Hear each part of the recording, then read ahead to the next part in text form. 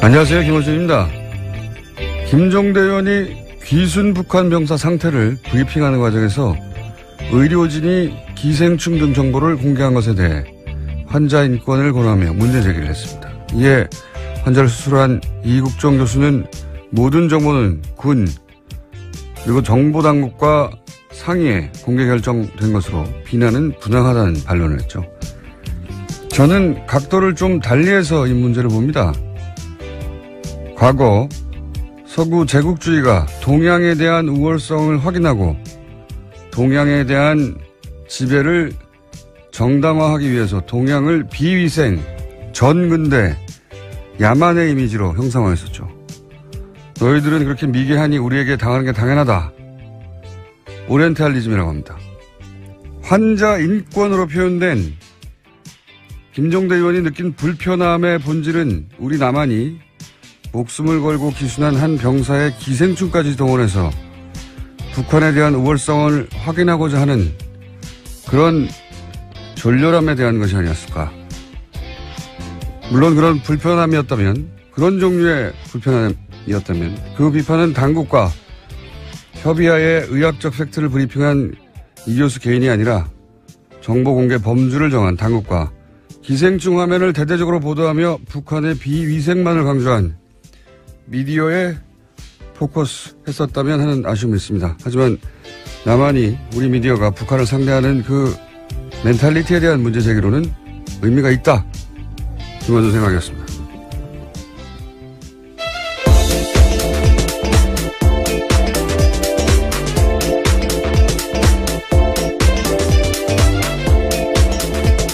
시사인의 김은지입니다. 네. 이게 이렇게까지 큰 논란이 될 줄은. 네, 계속해서 실시간 검색 승인에 있던데요. 여기 잠깐만 하자면, 왜냐면 굉장히 예리하기 때문에 제가. 시간이 별로 없다고 하셨던 것 같은데요. 네, 이거 하다 끝내면 되죠. 네, 잠깐요. 네. 김종대 의원의 문제 제기가 이게 빛을 발하지 못한 이유는 프레임을 너무 좁게 잡았기 때문에 제가 보기에는 뭐냐면 환자 인권만으로 프레임을 잡았잖아요. 그러니까 의사가 직접 타겟이 되어버리는 건데 이렇게 생각해보면 만약에 이런 정치적 상황을 완전히 배제하고 의학적으로만 동일한 상황이다. 그러니까 남한의 병사가 그 구역에서 똑같은 총격을 당해가지고 사경을 헤매는데 수술 과정에서 회복을 지연시키는 회축이 발견됐다. 이런 똑같은 상황을 남한 병사로 생각해봐요. 근데 우리 군 당국이나 정보 당국이 자, 회축을 공개합시다. 했을 것인가? 저는 안 했을 거라고 봅니다. 그리고 미디어가 그걸 크게 종편에서 기생충 화면을 집중적으로 띄웠을 것인가? 저는 안 했을 거라고 봅니다. 만약에 그렇게 했으면 그 남한 병사가 그러면 향후 사회생활 어떻게 하라고 하냐, 이러면 인권 문제나 사생활 보호 문제 당연히 나왔겠죠. 그러니까 그런 측면에서 인권을 이제 얘기한 거예요. 그렇게 생각하면 기생충 화면을 대문짝만하게 보도한 종편이나 보수매체의 졸렬한 의도나 제가 얘기한 그런 멘탈리티 문제가 있다. 그런 차원에서 지적이 의미가 있는데 이게 문제는 뭐냐면 이 사건은 그렇게 단순히 의학적인 케이스가 아니다. 여기에 북핵으로 대처하는 상황에서 기순한 북한 병사. 총격당해서 유독한 북한 병사를 살려내는 남한의 의술. 게다가 평판이 아주 높은 의사. 여기에 이제 남한보다 굉장히 열등하다고 비위생적인 북한을 알리기 좋은 기생충이라는 소재의 등장.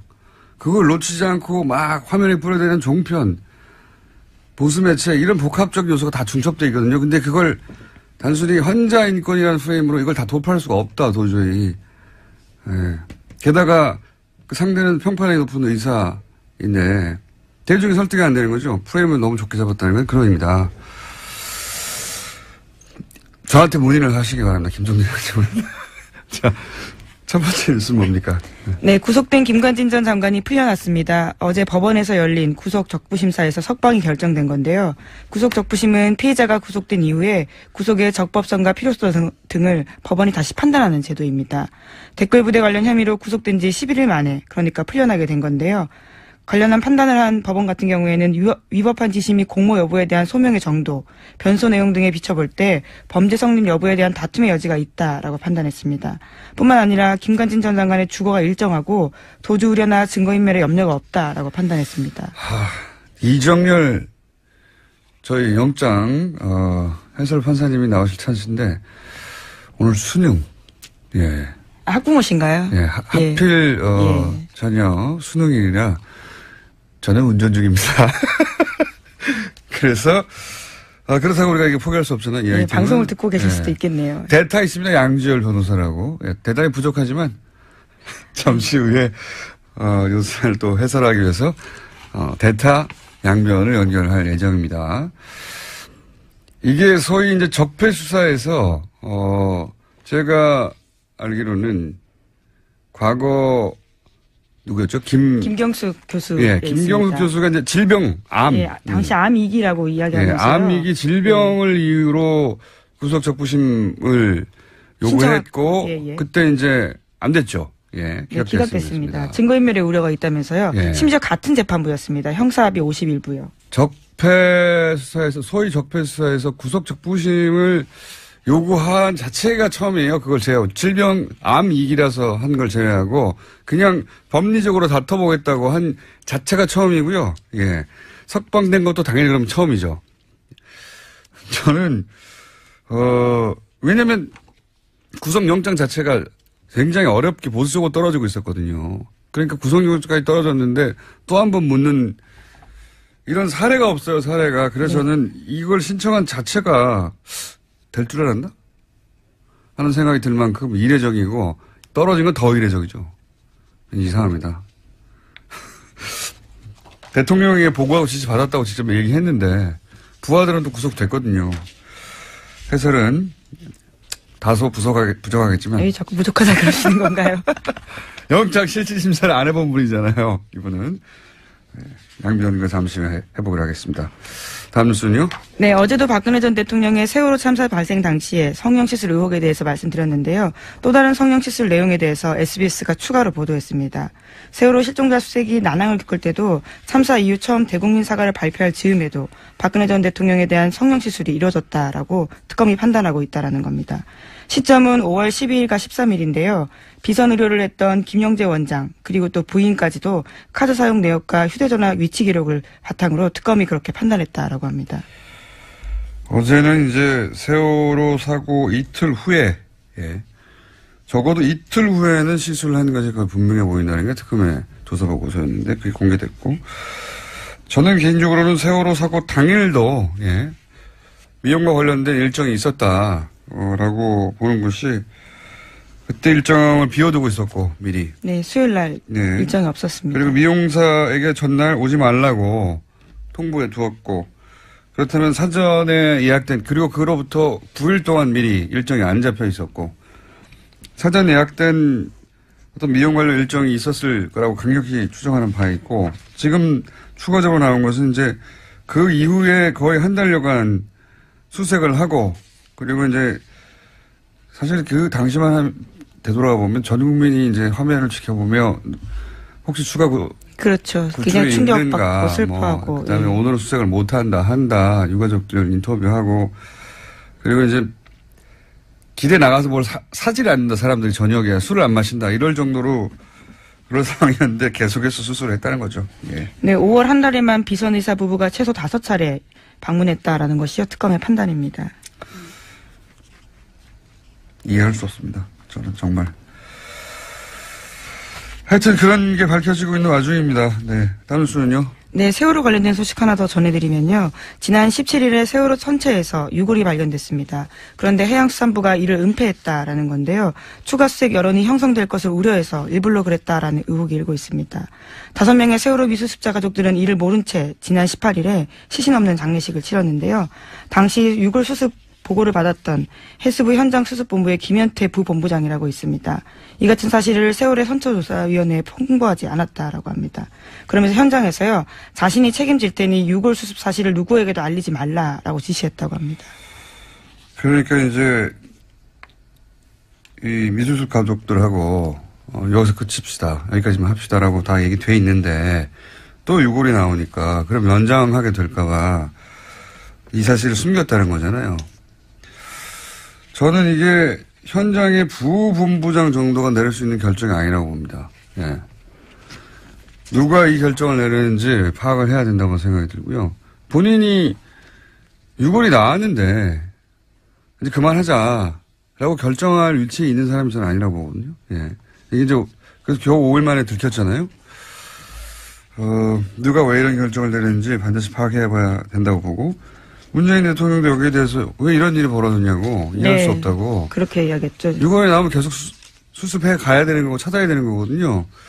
이걸 접어야 했던 이유가 뭔지 추가 취재가 반드시 필요한 대목인 것 같습니다. 누가 이런 결정을 내리려고 한 건지. 다음 뉴스는요? 네, 검찰이 추명호 전 국정원 국장이 이명박 정부와 박근혜 정부 때 모두 정치에 관여해서 국정원법을 위반했다라고 판단하고요. 재판에 넘겼습니다. 이와 관련해서 특히 눈에 띄는 게 우병우 전 수석과 관련된 지시인데 추 전 국장이 이석수 전 특별감찰관을 불법 사찰한 것이 우병우 전 수석의 지시로 이뤄졌다라고 결론 내렸다고 합니다. 그러면 이제 우병우 전 수석이 다시 한번 소환되고 다시 한번 구속영장 청구될 개연성이 있네요. 네, 이르면 다음 주 중으로 소환될 가능성이 크다라고 하는데요. 네. 뿐만 아니라 최윤수 전 국정원 2차장 같은 경우에도 혐의 선상에 같이 올랐습니다. 그렇군요. 추명호, 소위 이제 최순실 라인, 전 국장의 공범으로 적시되고, 네, 공소장에 그렇게 쓰여 있다라는 겁니다. 불법 사찰의 지시는 우병우 전 수석으로부터 받았다. 예. 이번에도 빠져나갈까요? 우병우 전 수석이. 그런 뉴스가 있고요. 그 외에 양지열 변호사 연결되어 있기 때문에. 네, 하나만 더 전해드릴까요?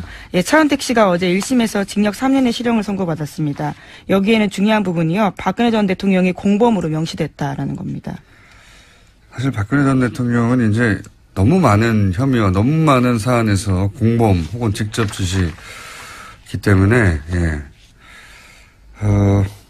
박근혜 전 대통령을 여전히 사랑해서 이제 여러 가지 태극기 들고 집회 하시는데 그 집회는 법적으로는 아무 도움이 안 될 것 같습니다. 자,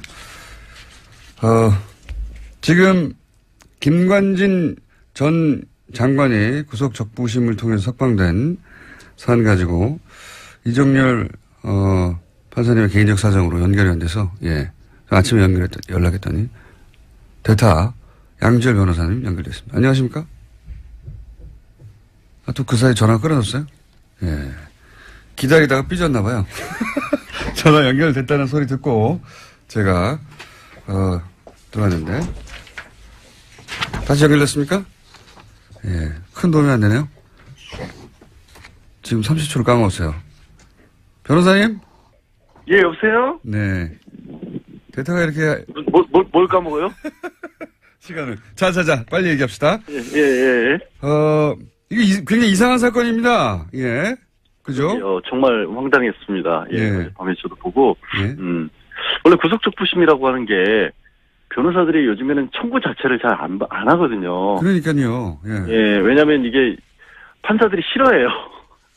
그러니까 구속적부심은 재판에 넘기기 전에 그 전 단계에서 그 전에 영장실질심사를 했던 판사가 영장을 내준 게 잘 됐느냐 못 됐느냐를 보는 거고 판사끼리도 서로 싫어하게 되죠. 그렇죠. 당연히. 그러니까 판사가 싫어한다는 얘기는 뭐냐면 이걸 또 하부비에서 보거든요. 그러니까 일종의 항소심으로 보는 겁니다. 네네. 그러니까 이게 판사 입장에서는 아니 이 일을 전문적으로 하는 판사가 있는데 그거를 구속된 지 얼마 지나지도 않아서 기소를 하기도 전인데 갑자기 이게 잘못됐다라고 주장을 하면 당연히 판사들이 싫어할 수밖에 없고 그래서 실제로 실무에서는 중간에 폭력 사건 같은 경우 이런 합의를 받다거나 새로운 상황이 발생할 경우 몸이 많이 아프거나 부모님이 돌아가셨거나 이랬을 때만 신청하는 거고요. 저도 그렇게 알고 있는데 서울중앙지방법원 같은 경우 제가 찾아보니까 작년에 한 170건 정도 신청을 해서 30건이 조금 넘게 나왔어요. 인용이 됐어요. 그러니까 실제 인용률만 놓고 보면 20%인데 문제는 작년에 서울중앙지방법원에서 처리한 1심 사건이 한 5천 건이 넘어요. 그러니까 전체 사건 대비로 봤었을 때 이렇게까지 나오는 거는 5천 건 중에 33건이니까 몇 퍼센트입니까? 정말 계산을 미리 하셨어야죠. 예. 계산을 제가 산수는 약해요. 근데 1%도 안 된다. 예. 그거의 문제는 대부분 그 비율이 말씀드린 것처럼 합의를 받거나 이런 사정 변경이 있었을 때지 아무 사정 변경이 없었고 김관진 전 장관이 갑자기 부모님이 돌아가실 때는 없잖아요. 그 연세에. 이게 말하자면 법리 10일 만에 법리 판단을 새로 했다는 거거든요. 아무것도 없는 거, 아무 변경 사항도 없는데. 그렇죠. 갑자기 도주우려나 증거인멸 우려가 없다라고 갑자기 법원이 본 거예요. 이게 보통 이럴 경우 변호사가 그거 해봐야 소용 없습니다. 라고 하거나. 실제로 소용없다고 하는 정도가 아니라 예. 그러니까 양형사유에서 나중에 법원에 이른바 괘씸죄에 걸릴 수 있으니까 예. 하지 말라고 합니다. 게다가 알려요. 그래서 이 적폐 관련 수사 작년부터 시작해서 저 김경수 교수가 질병 이를 이유로 그렇죠. 한번 청구한 이후로는 처음이에요. 처음. 고영태 씨는 체포적부심사를 청구를 했다가 기각됐어요. 예, 그건 다른 이야기고 구속적부심. 예, 하여튼 구속적부심에 체포 구속적부심을 넓게 크게 하나로 보니까 그 두 건밖에 없는데 기각됐고 또 이 사건은 그러니까 그때는 암이었을 때도 기각됐거든요. 그렇죠. 뭐 기억하시겠지만 갑자기 이렇게 다 지우고 모자 쓰고 나타났잖아요. 또 없애고 이런 상황에서. 그러니까 정말로 애초에 날 구속시키면 안 된다라는 걸 강력하게 보여줬는데도 구속시켰고 이후에 또 진단서까지 첨부를 해서 정말 심각한 상태라고 했는데 결국에 안 풀어졌거든요. 그러니까 구속이라고 하는 것 자체가 2008년 이후에 급속도로 줄어들었어요. 그러니까 구속이 줄어드니까 구속에 대해서 적부심사 청구하는 일은 정말로 줄어든 거죠. 인용도 잘 안 되고. 적폐 수사 관련해서는 아무도 신청을 안 했다니까요. 질병이. 안 할 수밖에 없는 게 밑에 지금 김관진 전 장관 같은 경우에는 그때 국방부 장관 했을 때 부하직원은 실형까지 받았거든요. 벌써. 그거를 그리고 내가 지휘를 했노라는 걸 본인이 인정을 한 상황인데. 대통령이 그래서 그래서 그 위에 이제 지금 얘기한 것처럼 이명박 전 대통령이 지시를 받고 있다는 얘기까지 했기 때문에. 그러면 상식적으로 이명박 전 대통령 수사와도 직결되는 문제인데 그거를 갑자기 아무 특별한 사정 변경도 없이 구속 사유가 없어졌다고 보는 건 정말 이해하기 어렵죠. 저는 지금까지 쭉 이야기한 대로 청구 자체가 이상하고 그래서 이거 이미 신청할 때 인용될 줄 알았나? 이렇게 생각이 들 만큼 이상한 일이다. 저는 바보 됐어요. 어제 기자분들이 여러 번 전화를 했었는데 절대 그럴 일 없다고. 그러니까요. 저도 그렇게 알고 있었는데 더 깊이는 양 변호사님께서 대답할 수준이 안 되기 때문에. 아니 새벽에 지금 전화 걸어서 뭐 하는 짓입니까 이게. 판사를 안 해보셨기 때문에 기본적인 사항은 충분히 저희가 이해했습니다. 저도 그렇게 생각하고요. 예. 네. 알겠습니다. 네, 대타 고생하셨고요. 스튜디오에서 곧 뵙겠습니다. 감사합니다. 네, 고맙습니다. 자, 오늘은 위가 많습니다. 빠르 이어가지고 또 짧게, 그것마저 알려주면 리얼미터 권순정 조사 분석실장 나오셨습니다. 안녕하십니까. 네. 빨리빨리 가죠? 네네. 숫자 딱딱딱. 네, 대통령 지지율이 다시 올랐습니다. 1.5%포인트 오른 73.1%고요. 부정평가는 22.3%입니다. 60대 이상 TK 보수층에서 상당히 많이 올랐어요. 60대 이상 TK 같은 경우는 50%대였는데 60%대 올랐고요. 보수층 같은 경우는 이제 북핵 이후에 상당히 많이 빠지면서 부정평가하고 긍정평가가 많이 떨어졌는데 지금 초박빙으로 좁혀졌습니다. 그래서 전반적으로 봤을 때 지난 한 주 지나면서 구여권 지지층이 재결집 조짐을 보이고 있다. 그렇게 봐야 될 것 같습니다. 일간으로 봐도 71.5, 73.3, 72.8 이렇게 올 하수 이렇게 변했습니다. 저는 이제 최근 6개월, 7개월간의 문재인 대통령 지지율을 보면서 다들 이제 6개월 정도 지나면 꺾이게 될 것이고 또 뭐 여러 가지 사안들 나오면 주저앉게 될 것이고 이때까지 이제 대통령들의 지지율이라는 게 그랬으니까요. 다른 나라도 그렇고 보통.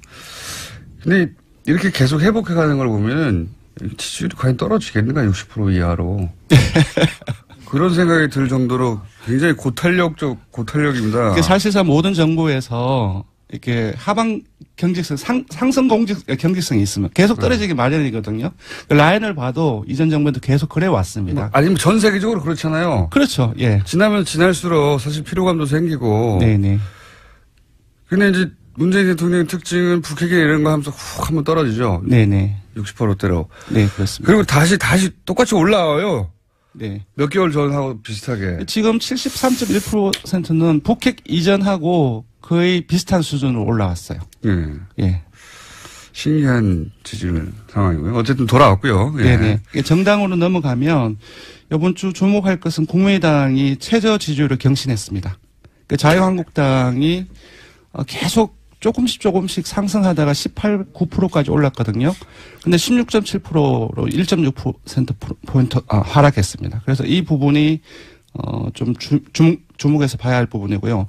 민주당 같은 경우는 0.5%포인트 상승해서 51.8%, 여전히 2주째 상승세입니다. 역시 대통령처럼 60대 이상에서 상당히 많이 올라가지고 계속 이전에는 한국당이 뒤졌거든요. 근데 뒤집었습니다. 그리고 국민의당으로 넘어가면 60대에서요? 네, 맞습니다. 네, 국민의당으로 넘어가면 지난주에 4.9%를 기록해서 최저 지지율 동률을 기록했거든요. 근데 0.5% 더 하락해서 4.4%로 떨어졌습니다. 특히 월요일 일간 집계에서는 그러니까 이른바 끝장 토론 하루 전이었죠. 3.8%로 떨어져서 창당 이후 일간 집계로 3%대로 떨어진 건 처음입니다. 3%대는 보통 잘못 누른 거거든요. 근데 이제 일간 지지율, 이거는 얘기를 하면 안 되겠네요. 500명 지지율 원체들을 따로 보는데 그거보다 더 떨어졌습니다. 정의당. 지지율이 아예 안 나온다고 거의. 왜냐면 이게 독도는 일본 땅입니까? 한국 땅입니까? 일본 땅이 좀 울었을 때 일본 땅이라고 잘못 누르는 비율이 이 정도 좀. 예, 이 조사가 1,500명 조사에서 오차 범위가 2.5%포인트거든요. 플러스 마이너스. 이제 지금 이걸 보면은 오차 범위 아닌 거죠. 그러니까 무작위 잘못 변동이라고 볼 수도 있는데 그렇지는 않겠죠. 네. 국민의당 조사 정확합니다. 심각하게 받아들여야 되는 상황이다. 예, 정의당은 오늘 정의당 얘기를 좀 해야 될 것 같은데 19대 대선 이후에 가장 높은 7%포인트에 근접했습니다. 3위로 뛰어올랐고요. 한 주 동안 1.9%포인트 상승해서 6.9%를 기록했습니다. 자유한국당이 왜 이렇게 하락했죠? 지금 대통령과 민주당의 상승 요인하고 같이 결부해서 봐야 될 것 같습니다. 국민들께서는 국가기관인 국가정보원에서 그 돈을 상납이나 수수하고 그것도 사적 유용을 썼다는 것이 상당히 크게 분노를 하고 있는 것 같고요. 그거는 이제 중도층, 진보층뿐만 아니라 9월 북핵으로 떨어졌던 보수층이나 TK 아주 전통적인 야권 지지층에서도 상당히 많은 문제의식을 느끼고 있지 않나. 이것이 또 계속 확대 생산되고 있지 않습니까? 이 부분이 가장 큰 것 같습니다. 자유한국당에서는 이제 11명이 새로 합류한 것에 대해서 굉장히 의무부여를 많이 했는데 그 효과가 생각보다 크진 않고 바른정당이 빠져나간 것도 바른정당이 미치는 타격 정도가 생각보다 크지 않고 그러네요. 네, 바른정당은 지금 빼먹었는데 0.1%포인트 하락해서 5.6% 횡보했습니다. 근데 여기서 자세히 봐야 될 것은 TK에서 19대 대선 이후에 한국당에 거의 3분의 1 또는 4분의 1 수준까지 밀렸거든요. 처음으로 TK에서 절반 이상으로 한국당 지지율 절반 이상으로 넘어섰습니다. 오히려 TK에서 바른정당의 지지율이 올라가고 있다. 맞습니다. 네. 언더독 효과인 것 같기도 불쌍하잖아요. 네. 정치하기 이렇게 복잡합니다. 그러니까 지금 TK에서 많이 빠졌는데 빠지는 과정 속에서 민주당으로 가고 그 과정에서 바른정당 쪽으로도 일부 가지 않았나 알겠습니다. 싶습니다. 자, 이번에 간단하게 그것만 알려주마 항목을 정한 것은 포항 지진 직후에 수능을 연기했는데 그때 말들이 많았죠. 예, 일부 논란이 잘했냐 있었습니다. 못했냐 한번 짚어봤습니다. 압도적이었습니다. 잘했다는 응답이 83.6%였고요. 잘못했다는 응답은 12.8%에 불과했습니다. 자유한국당 지지층은 오차범위 안이긴 하지만 그래도 자유한국당 지지층에서도 잘했다는 응답이 우세했거든요. 자유한국당 지지층을 포함하면 모든 지역 연령 정당 지지층 이념 성향에서 잘했다는 인식이 압도적으로 높거나 대다수로 나타났습니다. 자유한국당 지지층에서는 48.8% 대 42.4%로 잘했다는 응답이 더 많았습니다. 자유한국당 지지자들은 문재인 대통령이 뭘 해도 미워서 그래요. 네. 밉잖아요. 근데 이제 80대 이상은 80% 이상, 보수층도 60% 이상이 잘했다는 응답을 하고 있습니다. 예. 그렇군요. 60대 이상에서도 81대 13인데 네. 자유한국당 지지자들 입장에서는 네. 거의 비슷하군요. 예. 네, 그렇습니다. 왜냐하면 60대 이상이 조금 더 넓지 않습니까? 자유한국당 지지층에 비해서. 네. 아니, 이건 뭐 자연스러운 것 같아요. 네, 원래 그렇습니다. 내가 미워하면 뭘 결정해도 미운 법이니까요. 네. 자, 조사 개요 불러드리겠습니다. 예, 이번 주중 조사는 TBS 의뢰로 이번 주 월요일부터 수요일까지 전국 19세 이상 성인 1,515명을 대상으로 했고요. 유무선 전화면접 자동응답 방식으로 실시했고 표본 오차는 95% 실수 중 플러스 마이너스 2.5%포인트였습니다. 응답률은 5.7%였고요. 현안 조사는 TBS 뉴스공장 의뢰로 어제 하루 동안 실시했습니다. 성인 511명을 대상으로 실시했고 표본 오차는 플러스 마이너스 4.3%포인트였습니다. 네. 김은희 기자가 계속 타이를 못 찾아가지고 앉아 있었어요. 네, 조기 퇴근을 할 줄 알았는데 의외로 타이밍을 놓쳤네요. 네. 김은지였습니다. 감사합니다. 그리고 리얼미터의 권순정 조사분석실장이었습니다. 감사합니다. 네, 고맙습니다. 자, 거의 없어질 뻔하다가 오늘 폭발하고 욕만 먹다가 오늘 칭찬이 쏟아지고 예, 굉장히 이상한 코너입니다. 더불어민주당 안민석 의원님 나오셨습니다. 예, 올백 맞았습니다. 수도권 내리사선 안민석 의원입니다. 무슨 말인지 좀 더 여쭤보기라고요. 자유한국당 김성태 의원님 나오셨습니다. 예, 김성태입니다. 전국의 59만 수험생 여러분의 수능 대박을 응원합니다. 또 그분들 방송을 지금 들을 수가 없어요. 그렇기 때문에 그 아이들을 위해서 1년 동안 헌신하신 학부모 여러분들 노고에 깊이 치아를 드립니다. 저 말씀은 수고하셨습니다. 여당이 해야 되는 이야기인데 야당이 하고 계시네요. 아무튼 아직 뭐 오늘은 특히 이제 포항 지역의 학생들 시험 보는 동안에 별탈 없기를 무사히 시험 잘 치르기를 바라고요. 100점 만점에는 무슨 어제 청와대에서 고위공직자 배제 기준 5가지 기존에 이제 탈세, 투기, 위장전입, 병력, 논문 여기에 2개 더 추가됐잖아요. 엄주운전, 성범죄 7가지 하나도 포함되지 완전 않았다. 저는 자유롭고 완벽합니다. 근데 왜 그런데 고위공직자가 못 되시고 있는 거죠? 그거는 뭐 좀 때를 기다리고 있고요. 근데 거기다 딱 한 가지 빠진 게 좀 있는 것 같아요. 네. 정신 감정. 그것도 좋네. 정신 감정이요? 정신 감정. 정신 감정. 왜냐하면은 지금 공수처 반대를 하고 있는 정치인들 있잖아요. 이분들 저는 정신감정 필요하다 봅니다. 정신 나간 분들이죠. 그래서 저는 이 7가지를 국회의원들에게 고스란히 적용시킬 필요가 있다고 봅니다. 그러면 정치가 더 신뢰가 받을 수 있을 것이고요.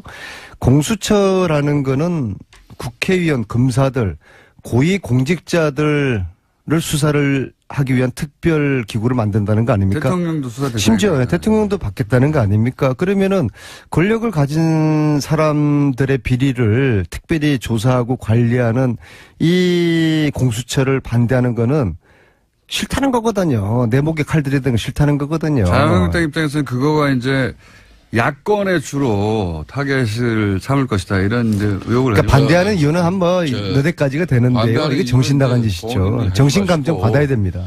저는 이제 고위공직자 임용 기준 안에 안민석 의원이 정신 감정도 그게 포함시키자. 저는 전적으로 동의합니다. 근데 여기 왜 그런가면요. 이게 낯짝이 두꺼워도 그냥 유분수지. 대통령 공약으로 내걸어서 대통령이 되면은 이 5대 비리 배제 원칙을 가지고 공정한 인사를 하겠다. 이렇게 천명해서 대통령 된 사람이 근 지금 현재 195일 동안, 근 7개월 동안에 이 내로남불 인사들, 이 부적격 인사들 줄줄이 임명했던 청와대가 지금 아주 이제 공정하게 인사 다 억지로 다 하고 나니까 고위공직자의 임용 기준을 발표한다는 게 이게 가당키나 한 말입니까? 참, 한 일주일, 열흘이라도 있다가 해야지 말이야. 사람들이 철판을 깔아도 이만저만 철판을. 한번 이야기해보세요, 안민석이. 김성태 의원은 본인 목에 칼들이 되는 공수처를 이제 반대하시는 저런 논리는. 아니, 지금. 정치가 제가 이전에 이제 박쥐 정치 이야기했잖아요. 박쥐 정치 말고 갈치 정치라고 들어봤어요? 갈치 정치를. 갈치라는 생선은 동료를 먹고 자라요. 그러니까 위기 때마다 상대방을 끌어들이는 이런 물타기를 하면서 이 자신의 생존을 해 나가는 이 갈치 정치 있잖아요. 아니, 본인 의원 공격하고 저 이야기 들어보세요. 상대방 무조건 공격하고 하면서 하는 이런 갈치 정치. 이게 저 논리를 지금 저대로 갈치 정치 논리거든요. 집권당 중진위원으로서 제 이야기 좀 들어보세요. 대통령까지도 내 목에 칼을 대라. 우리 가족들, 주위 친척들 집중적으로 조사하고 관리하는 공수처. 이거 내가 받아들이겠다고 하는데 왜 야당 의원들이 공수처를 반대합니까? 자, 우리 안민석 의원님. 지금 첫 주제는 고위공직자 임용 기준안 발표 관련해가지고 안민석 의원이 정신감정도 여기 하나 더 넣자 그래서 지금 이 주제를 가지고 우리가 이야기하고 있는데 인정할 거는 해야지. 그럼 좋아요. 이런 고위공직자의 임용 기준 5대 배제 원칙을 이렇게 명확하게 내세우면은 지금까지는 그거 적용 안 시키면서 대통령 공약 때 내나 한 얘기예요. 그런데 어저께 이제 홍종학 장관 임명하고 나자마자 이걸 이제 발표를 했는데 그럼 대통령이 우선 사과라도 해야 되는 거 아닙니까? 그리고 두 번째는 이런 임용 기준안을 대통령이 이미 대선 공약 때 내걸고 대통령이 당선되면 이런 인사기준 원칙을 가지고 고위공직자를 임명하겠다 했는데 그런데 캠코더 인사한 거 아니에요. 캠프, 코더, 더불어민주당 인사로 끊임없이 이렇게 지적을 받았는데도 이게 인사 관행 적폐가 아니고 뭡니까? 그러면은 이렇게 제대로 검증을 하지 못한 누군가는 청와대 주변에 참모가 책임도 지고 대통령도 사과하면서 앞으로 나는 7개월 동안 인사를 한다고 했는데 내가 참 누워서 침 뱉는 격이 됐는데 하지만 앞으로는 정말 이렇게 잘하겠다. 이래 해야지. 그 이야기 하다가 갑자기 공수처 이야기예요. 문제는 저러한 갈치 정치의 논리를 대부분의 국민들이 공감하지 않는다는 거예요. 문재인 대통령에 대한 지지도가 계속 70%대를 유지를 하고 있어요. 그렇다 그러면은 중도를 다 끌어들인 거거든요. 문재인 대통령의 하는 정치 행태라든지 지진 대책이라든지 안보 정책이라든지 이런 국민들의 민심을 거슬리는 게 아주 일상화가 됐어요. 자유한국당이 이렇게 해가지고는 이 보수가 다시 살아남기 힘들고요. 공수처를 반대하면은 솔직히 우리가 지은 죄가 많으니까 공수처 이거 신설되면은 우리 자한당 국회의원들 중에서 살아남을 사람들 절반도 안 될 테니까 이게 두렵다. 이거 좀 살려달라. 차라리 우리한테 물밑에서 하소연하고 선처를 부탁하면은 인간적으로 좀 그래도 좀 봐주기라도 하죠. 근데 지금 그 이야기를 지금 말씀이라고 하세요? 자기들 지은 죄가 들춰질까봐 공처 반대하면서 청와대 뭐 대통령 직속 제1급 수석비서관 반대 논리를 대는 청와대 정무수석도 지금 현재 이제 특히 김관진 전 장관 안보실장 풀려난 거 있어가지고 저는 오늘 이 아침에 붕괴를 금치 못하겠어요. 저는 김관진의 구속으로 최순실의 이 무기 쪽에 이 화산이 폭발되지 않을까를 기대를 했거든요. 왜냐하면은 제가 받은 제보 중에서 김관진 안보실장이 합참의장을 마치고 2009년, 2010년 2년을 안민석 의원님은 딸들과 가족들과 함께 워싱턴에서 2년을 본인이 살아요. 왜 전병헌 정무수석이 청와대 제1급 참모로서 아주 많은 그 비용이 필요하거든요. 구속 수사가 되고 있는데 대해서는 왜 한마디 언급이 없어요? 부탁을 하시네요. 네? 잠깐만 제 이야기하고서 말씀 아니 내가 아까 본 내 얘기를 합니다. 저 굉장히 지금 아주 지금 사법 말을 막으신 이유가 뭐죠? 저렇게 자기네들 마음에 들지 않으면 김관진 이야기 하고 난 다음에 듣고 난 다음에 이야기를 하세요. 중요한 말씀하는 겁니다. 새로운 정보인 것 같아서 이 얘기만 듣고. 그래서 그 2년 동안에 김관진 안보실장이 그 2년 동안에 그 생활 비용을 방산업체, 외국의 방산업체에서 후원을 했다는 제보를 제가 받았거든요. 자, 그러면 간단해요. 그러면은 2년 동안에 김관진 실장이 무슨 돈으로 그 생활비 많은 비용을 미국에서 2년 동안 그건 계좌 조사하면 금방만에 나오는 것이죠. 2년 그래서 동안에 미국의 방산업체로부터 말하자면 생활비를 받았다. 아마 4인 가족이 워싱턴에서 2년 동안 살았으면은 아마 100만 불 이상 정도는 썼을 거라고 보거든요. 과연 그 돈을 김관진 안보실장이 개인 돈으로 쓰지는 않았을 것 같은데 그 제보에 하면은 방산업체가 후원을 미국의 방산업체 받았다. 예, 그 미국의 방산업체가 나중에 우리나라에 무기도 파는 업체입니까? 그래서 이게 최순실하고 저는 연관이 된다 보거든요. 왜냐하면 저는 최순실이가 문화계 농단, 체육계 농단 하면서 결국엔 돈을 빼먹은 거 아닙니까? 이건 사실 무기에 비하면 끈값이죠. 돈을 사랑했던 진짜 대통령 최순실이가 과연 무기에 손대지 않았을까? 손대지 않았을까요, 공장장? 손댔을 거라고 저는 그렇게 가정을 하거든요. 예, 그래서 이러한 연계고리가 2009년, 2010년에 김관진이의 미국에서 생활비 이것을 검찰이 쉽게 그런 들여다볼 수 있는 거 아니에요.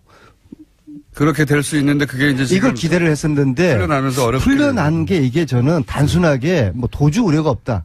이건 정말 지나가는 개가 웃을 일이고요. 구속시킬 때는 도주 우려가 있다고 해서 구속시켜놓고서 풀어줄 때는 도주 우려가 없다. 시키세요. 저는 그런데 이 방송이 맨날 더 큰 이유가 있을 거라고 보는 것이죠. 이건 새로운 정보니까 들어보고요. 새로운 정보. 이게 자, 지금 현재 재판부는 기울어진 운동장에서 방송을 하는 사람이 이재용 재판하다가 저한테 들켜가지고 바뀌었던 그 이모라는 부장판사가 지금 우병우를 지금 하고 있지 않습니까? 재판부의 현실이 지금 이렇습니다. 아니, 저분이 재판부의 이런 행태를 잘 들여다볼 필요가 있어요. 자, 오케이. 자, 김성태 의원님 말씀 한번 해보세요. 하고 싶은 말씀 해보세요. 제가 이렇게 한 2년 가까이 우리 안민석 의원님을 지켜보면은 본인이 의혹 제기하고 본인이 이렇게 문제를 야기한 부분에 대해서 검찰이 또 제대로 수사해가지고 또 이렇게 구속적부심에서 이렇게 구속이 이루어지면 뭐 검사나 판사 칭찬하고 또 판사가 그걸 이렇게 기각하면은 또 재판부 그냥 욕하고. 자, 이런 것도 사법부의 판단 자체를 갖다가 우리가 존중해줘야지. 지나가는 개도 이걸 웃지 않겠냐 이러면은 이 방송에서 어떻게 되겠습니까? 김관진 실장은 그래도 대한민국의 군인으로서 대한민국 국가 안보를 위해서 평생을 바친 분이에요. 예? 새로운 의혹 좋습니다. 미국에서요, 뭐 어떤 의혹, 그 의혹은 다시 대한민국 검찰에 제보를 받은 게 있으면 제공을 하세요. 제공을 하셔가지고 당당하게 또 검찰이 수사를 해서 잘못이 있으면은 또 처벌을 받을 수 있도록 하면 되는 것인데, 근데 대체로 제가 요 근래 이렇게 보면은 안민석 의원께서 제보를 받고 요 근래 의혹 제기하는 부분은 거의 헛발질이에요. 예? 김광석 씨 부인 서모 씨 건도 뭐 그것도 헛발질된 거고 대한민국 국민들이 다 알죠. 예? 뭐 그 애도 저는 너무 많이 알지만은 방송 관계상 또 뭐 괜찮습니다. 이야기해 보세요. 또 뭐가 있는지. 자, 최순실 진실은 신만이 아는 것이죠. 그러니까 아까 이제 고위공직자 저를 검찰에 고발해야지 뭐 쓸데없이 뭐 권익위원회 권익위원회가 인권위원회 왜 검찰에 고발하세요. 검찰에. 그 안철수 의원도 왜 최순실 보고 검찰에 안민석을 고발하라고 그러세요. 그러니까 안철수 의원이 그렇게 한동안 또 두 분의 간의 관계를 개선하기 위해서 왜 그 정부 고수를 취하했어요. 근데 얼마 전에 다시 또 고발됐잖아요. 안철수 쪽에서. 안철수 의원을 얼마 전에 만났는데 이건 자기가 납득하고 이해가 되지 않는 정치 행위를 한다는 거예요. 서로 이해가 안 가는 안철수 대표가 저를 이해를 못한다는 겁니까?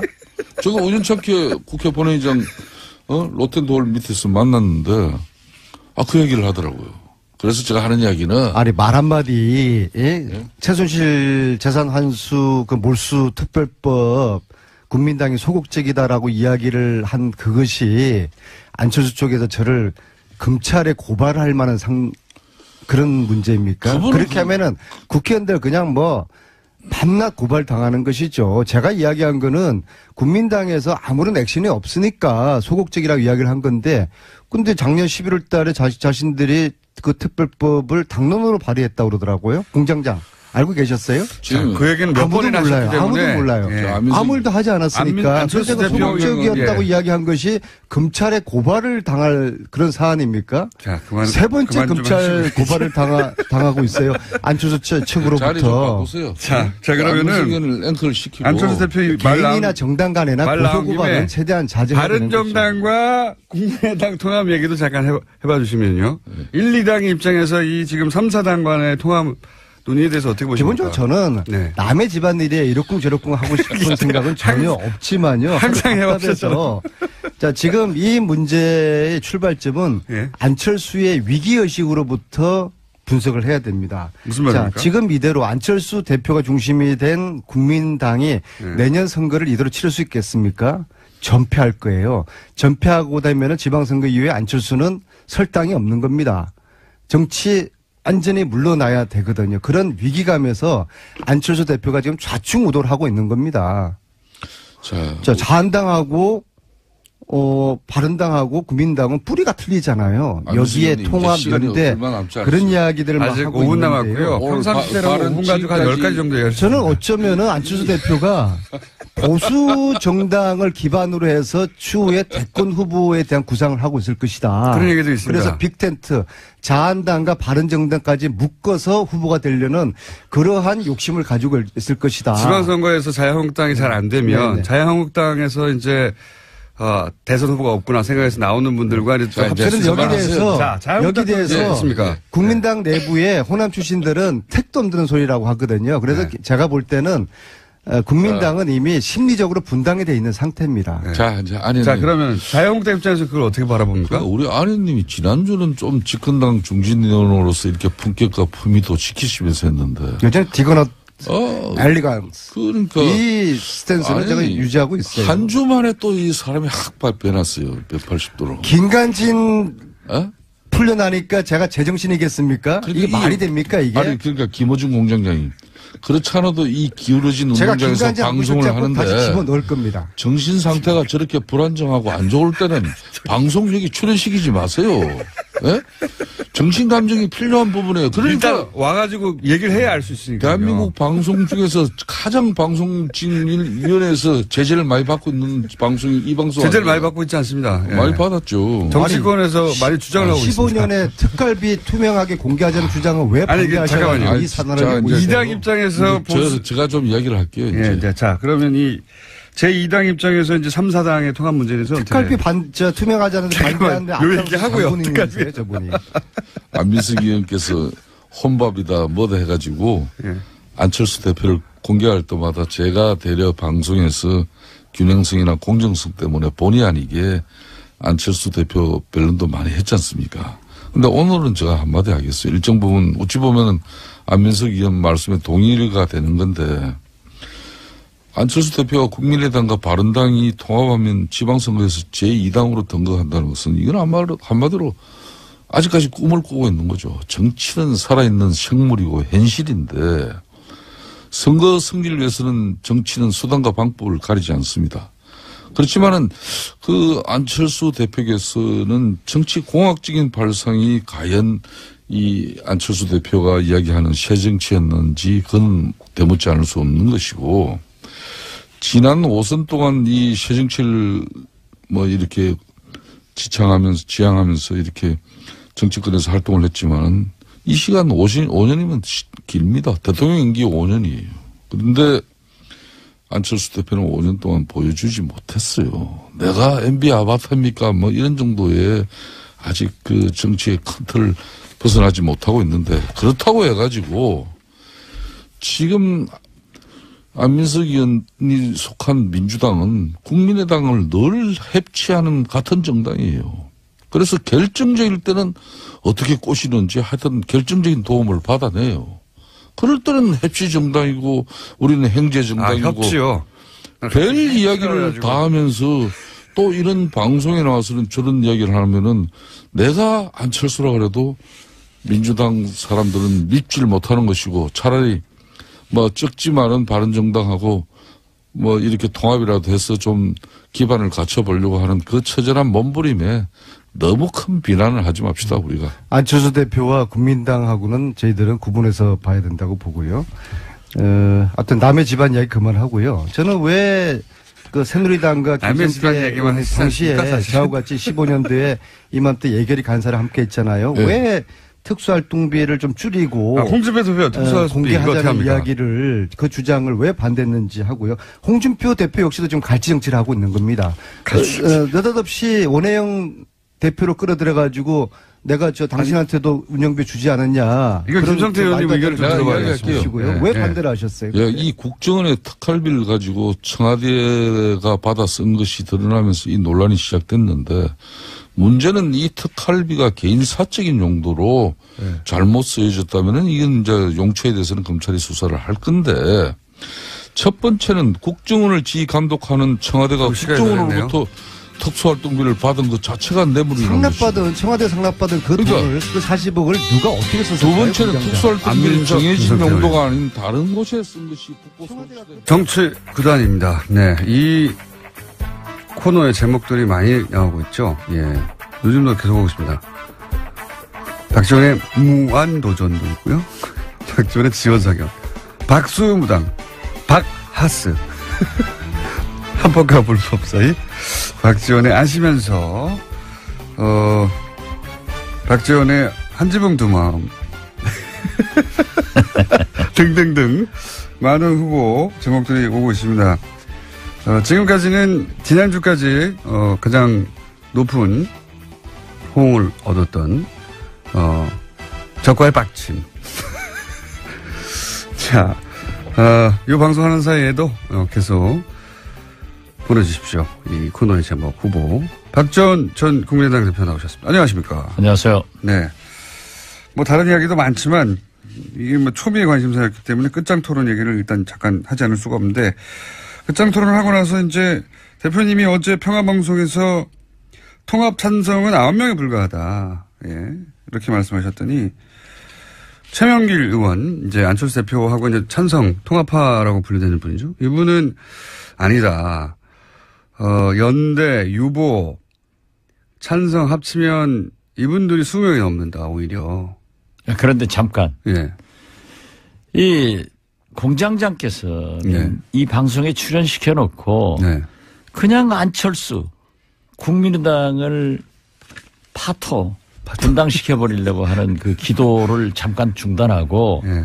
그래도 집권 여당 또 문재인 대통령이 잘하는 것은 박수를 쳐야지만은 예. 잘못하는 것은 야당으로서 지적도 해야 된단 말이에요. 물론이죠. 그러니까 오늘 바로 먼저 주세요. 네, 알겠습니다. 네. 그러지 않으면 제가 공장장을 해임합니다.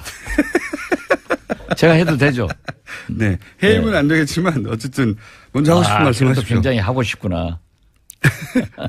대표님이 해임을 결정하신다고 이제 해임이 되는 게 아니니까. 네. 제가 방송 허락했으니까 그 정도 권한은 가지고 있어요.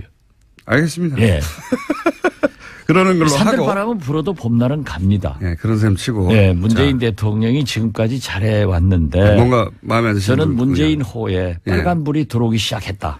지지율 거꾸로 올라가고 있는데요. 어쨌든 글쎄요. 뭐를 보신 겁니까?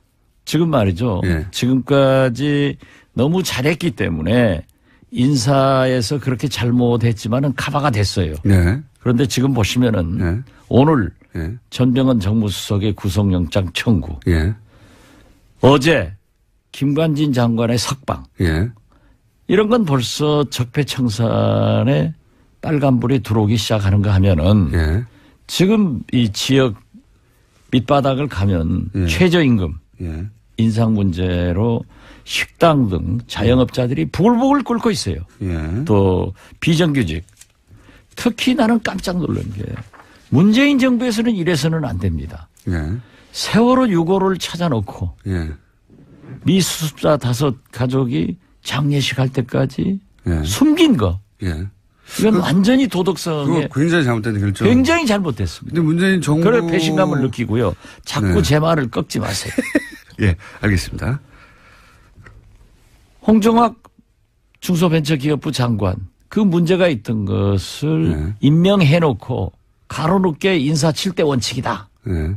여기에 지금 발표한 것 역으로 해봐도 해당될 사람이 거의 없어요. 그런데 더 가관은 문재인 대통령이 대통령으로서 말씀 조심해야 됩니다. 보세요.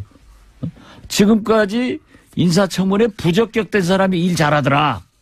그러면은 어제 인사청문회 보고서 채택된 아무 문제 없이 보고서 채택된 이진성 헌법재판소장은 일 못할 분을 왜 임명을 해야 되죠? 무슨 그래서 저는 문재인 대통령이 우리 국민의당은 안철수 대표는 대통령 선거에 실패했기 때문에 조금 잘못해도 괜찮아요. 그냥 김어준 공장장이 한 번씩 씹으면 되는데 이렇게 국정이 잘못되고 있는 것을 김어준 공장장이 짚어줘야만이 TBS 시청자들이 공정한 방송이다. 참 불법이 아니고 이제 합법화시켜야 된다. 이런 게 나올 거예요. 좀 잘하세요. 이제 물으세요. 자, 알겠습니다. 자, 원하시는 말씀들을 하셨고. 자, 그러면 이제 끝장 토론으로 또 넘어가서. 그날 무슨 일이 있었길래 이렇게 서로 완전히 다른 얘기를 하는 것이고, 그리고 실제 이제 대표님의 관점에서는 통합 찬성파와 반대표, 그러니까 그날의 분위기가 어땠는지.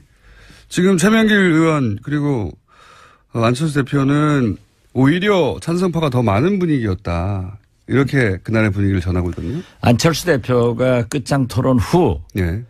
김동철 원내대표의 정리가 네. 사실 좀 양측을 네. 만족시키면서 봉합하는 훌륭한 정리를 했어요. 네, 배려하는 정리. 네. 네. 그렇기 때문에 이 안철수 대표보다 한 말씀 하시라고 그러니까 대표가 정리 잘했다. 라고 하면서 자기 자신도 그랬어요. 원내대표가 정리 잘했다. 자기가 들어보니까 완전히 9분은 통합을 찬성하고 좀 중립적 이치에서 이러지도 이런 말 저런 말 양비론적 양실론적 얘기한 사람도 있고 반대한 사람들이 약간 많다. 약간 이런 많다. 얘기를 했어요. 약간 많다. 그런데 그게 이제 안철수 대표의 현장에서 그렇죠. 그리고 대체적으로 저도 여기 가지고 있습니다. 저도 이렇게 다 기록을 했어요. 그날 무슨 말이 나왔는지. 네, 제가 대변인을 수십 년 한 사람 아니에요. 또 이 수첩을 보면은 누구든지 떱니다. 이렇게 하기 때문에 이걸 내가 기록을 했는데. 저 수첩을 딱 열면은 많은 사람들이 떱니까? 그렇죠. 김어준 총수도 떨 게 많아요. 조심하세요. 그런데 대체적으로 전부 반대를 하고 또 대표가 계시고 뭐 사실 이체면 저체면 또 인간 정치 만사에 그런 거 볼 수 있잖아요. 면전에서 또 조심하고. 그렇기 때문에 통합은 반대한다. 그렇지만은 연합연대 같은 것은 해볼 수 있지 않느냐. 그리고 정책연대나 이 평화 개혁연대도 서명 작업을 안 했으면 좋겠다. 평화개혁연대라고 하는 것은 천정배 의원과 정동희 의원과 그리고 대표님이 대표님이 이제 이런 식으로 통합은 안 된다라고 생각하는 분들의 모임인 거죠. 그렇죠. 그러한 것이 이제 태동은 아직 안 했어요. 서명만 하고 있지. 그렇기 때문에 몇 분 정도가 합류합니까? 만약에 본격적으로 시작하면 상당히 많이 할 것 같아요. 절반이 넘습니까? 그리고 어제 또 안철수 대표가 서명에 불을 질러줬어요. 뭐라고 질렀어요? 왜냐하면은 정당은요, 물론 당원, 원외 지역 위원장들 모두의 공동체죠. 그렇지만 정치는 원내 중심으로 하게 돼 있습니다. 오직 분리했으면 안철수 대표가 그런 얘기를 했겠어요. 재신임 투표하자고? 의원총회는 의사결정 기구가 아니다.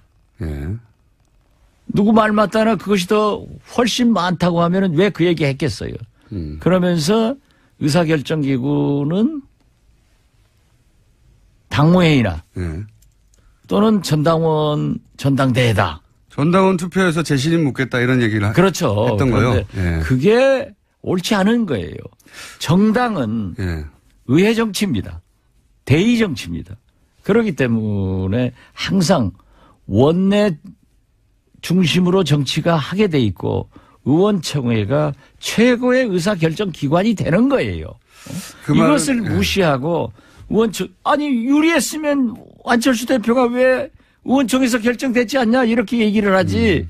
의원총회는 의사결정 기구가 아니니까 뭐 원외 지역위원장들도 얘기 들어보고 원외 지역위원장이 훨씬 많죠. 우리 국민의당은 고작 해봐야 40명 지역에서 당선된 사람이 26? 7밖에 안 되잖아요. 원내는 40명밖에 안 되고 네. 원내는 뭐 100몇십 명 되니까 그렇죠. 예, 거기서 묻자. 예. 그럼 왜 그렇겠어요? 네, 그러니까 의원총회에서 분리했으니까. 절대 다수가 통합은 말하지 마라.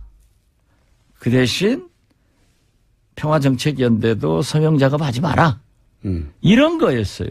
이걸 갖다가 훨씬 통합에 찬성하는 사람이 많았다. 그러면 거기서 결정됐다고 주장을 해야지 왜 오늘 원외지역위원장 회의를 해야 되고 또 당원 투표를 하자. 당원 투표는 그게 없어요. 의견을 참작할 뿐이지 전당대회에서 결정하게 돼 있어요. 사실 그 말은 2년 전에 안철수 대표가 사실은 지금 대표님이 하신 말씀은 2년 전에 안철수 대표가 당시 문재인 민주당 대표에게 했던 얘기입니다. 그때 굉장히 혁신전대하자. 그다음에 뭐 여러 가지. 그런데 공장장은 밤낮 문재인 대통령만 편드니까 그건 불공정 방송이고. 아니 제 말은 그 말이 아니라 안 되지. 안철수 대표가 본인 그때 당시 문재인 대표가 똑같은 상황이라 말씀드리는 겁니다. 문재인 대표가 똑같은 상황이나 말씀드리는 게 아니라 재신을 투표하자고. 문재인 대통령한테 유리하고 안철수 대표를 까기 위해서 하는 거지 뭐. 안철수 대표가 그때는 전당원 투표로 재신임을 묻는 거에 대해 묻자고 하는 문재인 대표의 제안에 대해서 그런 게 어딨냐고 지금 방금 말씀하신 대로 했었거든요. 네. 예. 근데 이제 거꾸로 상황이 바뀌어서 본인이 전당원으로 그 말도 예. 자료를 저한테 줘서 제가 얘기를 하면은 이 청취자들이 이해를 하는데 공장장이 얘기하니까 또 저 사람 안철수 깐다 하는 거야. 2년 전엔 전반대 상황이었는데 이제 그게 생각이 안 나신 것 같아서 제가 환기시켜 드린 거고요. 그거 하나 적어주세요. 내가 유효 적절하게 의원총회에서 한번 깔게. 2년 전엔 전반대 상황이었다. 예. 그러니까 이제 요는 끝장 토론에서는 통합 반대파가 많았다. 확실히. 그렇죠. 확실했다 그거는. 아니 그것만 봐도 거듭 말씀드리지만은 의원총회에서 통합 찬성파가 많았으면은 안철수 대표가 의원총회에서도 통합 찬성파가 많지 않느냐 이렇게 얘기하지 왜 원외지역위원장 맞습니다. 당원 투표 하겠냐 이거죠. 이건 어떻습니까? 머리가 나빠.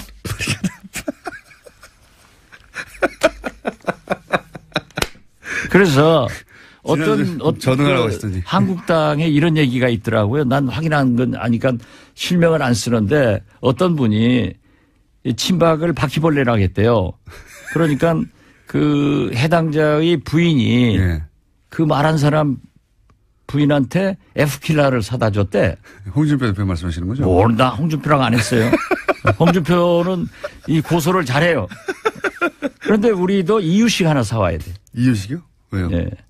젖좀 떨어지게. 지금 통합론을 주장하는 사람들의 논리가 그렇다는 얘기죠. 예. 구상유치 말씀하셨으니까 예. 거기 이어서 그렇죠. 예. 나는 안철수가 아직도 우유 냄새가 구상유치하다는 게 난다. 아니라 예. 젖 비린내가 난다. 예. 어린 아이들. 그래서 이유식 하나 싸우려고. 이유식.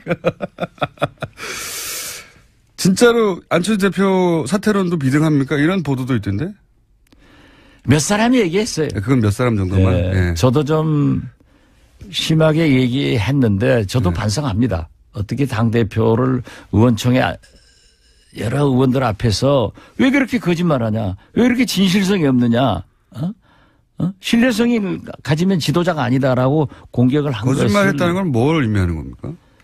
안철수 대표가 저희들을 만나서 저만 아니에요. 정동영, 조배숙, 천정배 다 만나고 저하고 전화하면은 통합하지 않겠습니다. 이렇게 얘기를 해놓고 또 한 거예요.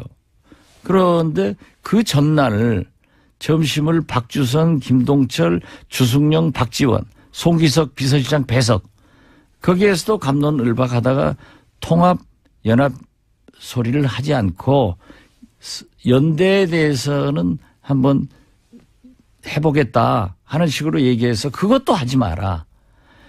연합이나 연대라고 하는 것은 정치를 하다 보면은 자동적으로 되는 거다. 예를 들면은 적폐청사는 민주당과 연대를 해서 MB를 구속시켜야 되고 박근혜는 됐으니까 또 방송법 같은 것은 문재인 대통령이 민주당이 약속한 건데 정권 잡아서 안 하고 있고 힘으로 MBC고 KBS고 모두 누르려고 하니까 지금 문제가 되고 있지 않느냐. 그래서 제가 맨 처음에 주장했던 대로 190석의 의석을 개혁벨트로 구성해가지고 법과 제도에 의한 개혁을 했으면 성공했을 건데 저는 그런 의미에서 적폐청산도 피로증 오니까 적을 국소화해서 몸통만 잡아넣어라 했는데 김관진 장관 열흘 만에 석방돼 버리니까 보수층에서는 이제 그걸 가지고 오늘부터 공격할 거예요. 또 이 특수활동비만 하더라도 그렇게 막 벌려나가니까 자유한국당에서 검찰에서 특수활동비도 법무부 장관에게 상납했다. 갖다 썼다 하는데 그건 좀 성격이 달라요. 제가 법사위원이니까 잘 아는데 그런데 그러한 것으로 구실을 잡으니까 막 증폭이 되잖아요. 뭐가 거짓말이라는지 제가 여쭤서 여기까지 얘기가 왔는데 어떤 거짓말을 했다는 겁니까? 거짓말 하지 마라고 하셨잖아요. 안철수 대표한테. 누구한테요? 아, 그러니까. 예. 무슨 거짓말을 했다고. 그날 점심 먹으면서도 분명히 예. 통합 안 한다고 했는데. 예. 또 그렇게 해놓고 3시간 있다가 기자들한테는 통합이 살 길이다. 또 오늘 아침 지금 바로 직전 모두 발언에서도 통합으로 간다. 이렇게 하면은 신뢰성이 있느냐. 지도자가 거짓말하고 신뢰성을 잃으면 지도자가 아니다. 왜 그러냐. 이행사가 애매한 거를 그냥 듣고 싶은 대로 들은 게 아니라 정말로 안 한다고 했다가 확실하게 다시 한다고 금방 바꾸는 겁니까? 그렇죠. 그걸 정동영 의장도 지적을 하고 조배숙 의원도 지적을 하고 들은 사람들은 다 지적했어요. 그래서 내가 분명한 워딩으로 안 한다고 했나요? 그렇죠. 안 하겠습니다. 박주선 의장한테 제가 어떻게 하든 주승용 의원한테 어떻게 하든 다 안 한다고 했다. 이게 최소한 대사람이 안 한다고 했다는데 또 그렇게 나와서 자기가 통합을 안 한다고 얘기한 것은 대표 경선 때 TV 토론에서 한번 했고 유승민 대표가 합표정책 호남 탈피해야 된다 하는 것에 대해서 그런 식으로 하면 통합 안 한다 얘기했다는 거예요. 그 사람을 예. 앞에다 두고 병신을 만들잖아요. 제가 병신 될 사람이 아니잖아요. 그래서 그렇게 하지 마라. 그런 얘기를 저도 심하게 했기 때문에 한겨레 신문에 그냥 제목으로 뽑혔더라고요. 요는 박지원이가 따지니까 이 안철수 얼굴이 불그랗게 해가지고 안절부절했다 하는데 분명히 사석에서는 안 한다고 했는데 말을 바꾼다 이런 말씀인 겁니까? 그렇죠. 그러니까 안 한다겠다 하고 안 한다겠다 하고 이게 도대체 뭐냐. 그런데 몇 의원들이 물론 안철수 당신이 그대로 나가야 된다. 잘하고 있다. 끝까지 해라. 하고 지지 발언을 하는 김중노 의원 같은 분도 있었어요. 네. 그런 분도 있겠죠. 그분의 소신이에요. 네. 나는 그분이 나쁘다고 절대 안 해요. 네. 그렇지만은 어떤 분들은 나와서 우리 당이 잘못되고 있는 것은 안철수 리더십 때문에 그런다. 당신이 나가야 된다. 당신만 당대표를 나가면은 우리 당은 다 잘 되게 돼 있다. 당대표를 그만두면. 그렇죠. 이런 얘기입니까? 그런 얘기를 하고 지금 그 통합의 전제가 이런 게 있어요. 한국당과 죄송합니다. 바른당과. 자꾸 한국당하고 한다 하니까 자꾸 입이 붙어요. 그걸 의심이 그쪽으로 음모가 되고 있어요. 결국은 바른정당과 대표님 의심하시는 건 한국당하고도 나중에 할 거다. 그렇죠. 보수대 통합을 요구하고 말하고 있으니까. 바른정당과 우리 국민의당이 통합을 하면은 지지도가 20%. 배로 돼서 20%가 돼서 2등 당이 된다. 그래서 우리 최경환 의원 같은 사람이 나와서 그런 얘기를 해요. 어떻게 그게 되느냐. 저는 구상유치하다. 그래서 제가 그 표현을 쓴 거예요. 우리 국민의당 바른정당이 통합해서 20%가 나오려면은 최소한 우리 지지 기반인 호남에서 40 내지 50%가 나와야 된다. 통합했다고 해서 대구에서 영남에서 다른 지역에서 20%가 나오겠느냐. 갑자기. 네, 그렇기 때문에 이것은 생각할 수 없는 거다. 정치는 수학이 아니에요. 과학이 아니에요. 의사가 수술하는 게 아니에요. 그래서 그런 것을 지적하고 우리가 그러한 잘못을 지적하는 것은 좋아요. 저 같은 사람이 지적하는 건 좋은데 김어준 총수는 입만 벌리면 안철수 나쁘다 국민의당 깨야 된다 하면은 불공정 방송이에요. 저는 깨야 된다고 한 적이 없고요.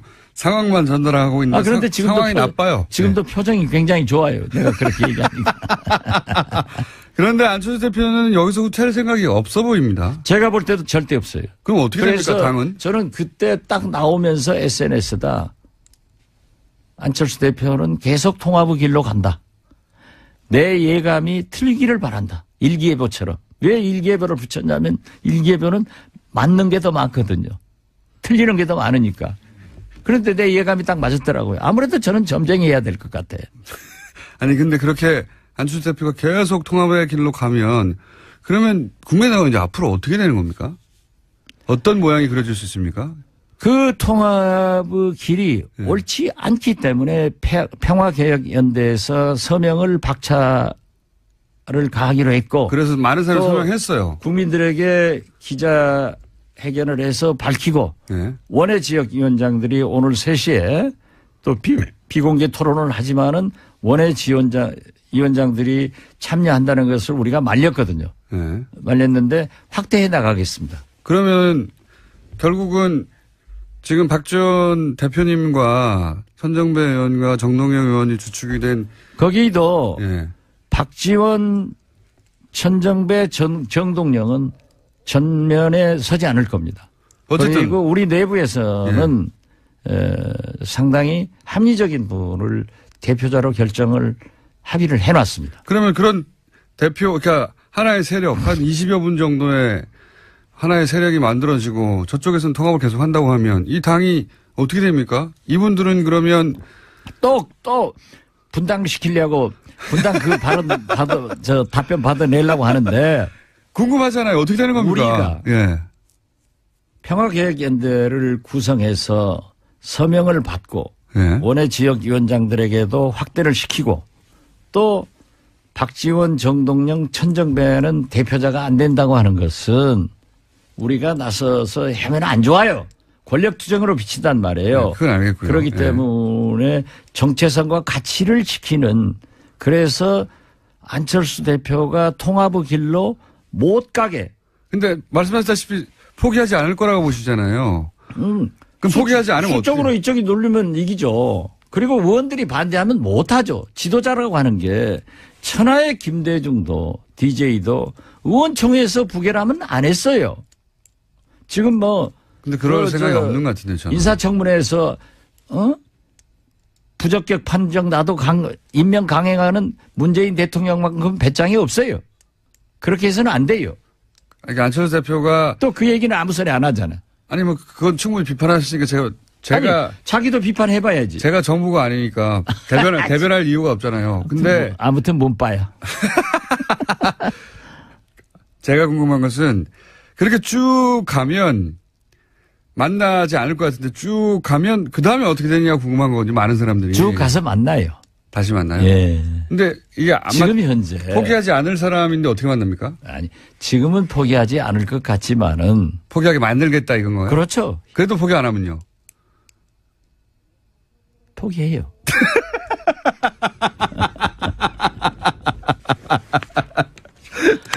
그렇게 질문하니까 불공정하다니까. 아니 다들 그렇게 궁금할 수밖에 없잖아요. 이쪽은 포기 안 할 것 같고 이쪽도 이게 우리가 지금 생각해 보니까 네. 이 바른정당, 한국당, 우리 국민의당이 이 면에서는 정책 연대가 가능할 것 같아.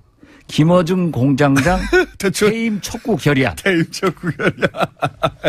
결의안을 받고 퇴임하지 않겠습니다. 그러면 국민 뜻을 저버리는 거지 뭐. 자, 그 다음이 어떻게 되는지 궁금한데 그 다음은 사실 그 다음은 예. 그 다음이 있는 거예요. 그 다음이 이게 오늘 있는 수능 거죠. 시험 보지만은 1년 내 보는 게 아니잖아요. 예. 그 다음은 뭐 합격자 발표도 있고 대학 진학도 있는데 예. 우리도 거기까지 얘기를 하면은 결론을 내놓고 얘기를 하는 것은 미리 말할 수는 없다. 그렇죠. 하지만 시나리오는 한 두세 가지 정도 있을 수 있다. 뭐 뭐 두세 가지보다 더 많을 수도 있고. 예. 그 중에서 유력한 시나리오도 있고 그런 거죠. 예. 그러나 어떤 경우에도 분당, 분열을 해서는 안 된다 하는 것이 어제 의원들의 전체적 합의예요. 네. 그 세 가지가 서로 충돌하는 거죠. 꼭 통합해야 되겠다. 절대 안 된다. 그렇지만 싸우진 말자. 네. 그렇게 정리를 해야 예. 공정한 진행을 하는 거예요. 예. 오늘 처음으로 하네. 서로 사마띠 안에 하는 양립할 수 없는 주장이긴 한데 오늘 여기까지 하고요. 예. 결국은 어떻게 될 건지를 가장 미리 먼저 구체적으로 말씀하실 분은 제가 보기엔 대표님이니까 그거는 그런 그림이 그려지면 직접 이 방송에서 그렇게 얘기할게요. 알겠습니다. 뭐 방송 끝마치면서 예. 오늘 제발 포항에서 지진 여진 안 나오기 바라고 우리 수능생들이 마음 푹 놓고 시험 잘 보기 바랍니다. 하기야 뭐 수능시험 엉망인 김어준 공장장도 이렇게 잘 사는 걸 보면은 성적이 전부는 아니다. 그렇잖아요. 지금까지 국민의당 박지원 전 대표였습니다. 감사합니다. 감사합니다. 검찰관을 불법 사찰한 것이 우병우 전 수석의 지시로 이뤄졌다라고 결론 내렸다고 합니다. 그러면 이제 우병우 전 수석이 다시 한번 소환되고 다시 한번 구속영장 청구될 개연성이 있네요. 네, 이르면 다음 주 중으로 소환될 가능성이 크다라고 하는데요. 네. 뿐만 아니라 최윤수 전 국정원 2차장 같은 경우에도 혐의 선상에 같이 올랐습니다. 그렇군요. 주명호 소위 이제 최순실 라인 전 국장의 공범으로 적시되고 네, 공소장에 그렇게 쓰여 있다라는 겁니다. 불법 사찰의 지시는 우병우 전 수석으로부터 받았다. 예. 이번에도 빠져나갈까요? 우병우 전 수석이. 그런 뉴스가 있고요. 그 외에 양지열 변호사 연결되어 있기 때문에. 네, 하나만 더 전해드릴까요? 네. 예, 차은택 씨가 어제 1심에서 징역 3년의 실형을 선고받았습니다. 여기에는 중요한 부분이요. 박근혜 전 대통령이 공범으로 명시됐다라는 겁니다. 사실 박근혜 전 대통령은 이제 너무 많은 혐의와 너무 많은 사안에서 공범 혹은 직접 지시기 때문에, 예. 박근혜 전 대통령을 여전히 사랑해서 이제 여러 가지 태극기 들고 집회하시는데 그 집회는 법적으로는 아무 도움이 안 될 것 같습니다. 자, 지금 김관진 전 장관이 구속 적부심을 통해서 석방된 사안 가지고 이정열 판사님의 개인적 사정으로 연결이 안 돼서 예 아침에 연락했더니 대타 양지열 변호사님 연결됐습니다. 안녕하십니까? 또 그 사이 전화 끊어졌어요? 예. 기다리다가 삐졌나 봐요. 전화 연결됐다는 소리 듣고 제가 들어왔는데 다시 연결됐습니까? 예. 큰 도움이 안 되네요. 지금 30초를 까먹었어요. 변호사님? 예, 여보세요? 네. 대타가 이렇게. 뭘 까먹어요? 시간을. 자, 빨리 얘기합시다. 예. 이게 굉장히 이상한 사건입니다. 예. 그죠? 정말 황당했습니다. 예. 밤에 저도 보고. 예. 원래 구속적부심이라고 하는 게 변호사들이 요즘에는 청구 자체를 잘 안 하거든요. 그러니까요. 예, 왜냐면 이게 판사들이 싫어해요.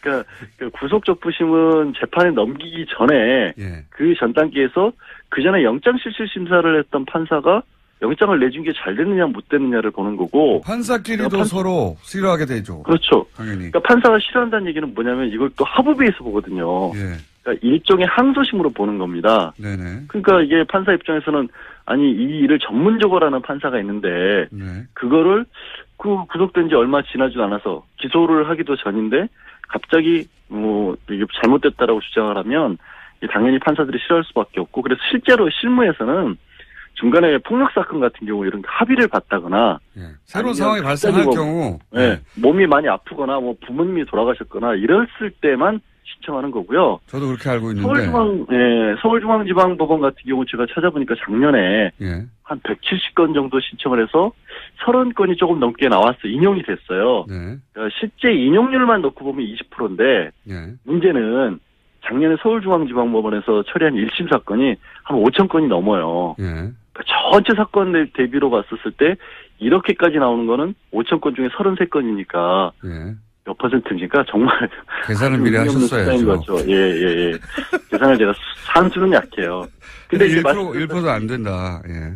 그거의 문제는 대부분 그 비율이 말씀드린 것처럼 합의를 받거나 이런 사정 변경이 있었을 때지 아무 사정 변경이 없었고 김관진 전 장관이 갑자기 부모님이 돌아가실 때는 없잖아요. 그 연세에. 이게 말하자면 법리 10일 만에 법리 판단을 새로 했다는 거거든요. 아무것도 없는 거, 아무 변경 사항도 없는데.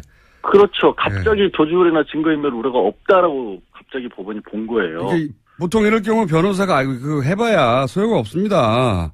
라고 하거나. 실제로 소용없다고 하는 정도가 아니라 예. 그러니까 양형사유에서 나중에 법원에 이른바 궤심죄에 걸릴 수 있으니까 예. 하지 말라고 합니다. 게다가 말려요. 그래서 이 적폐 관련 수사 작년부터 시작해서 김경수 교수가 질병 이를 이유로 그렇죠. 한번 청구한 이후로는 처음이에요. 처음.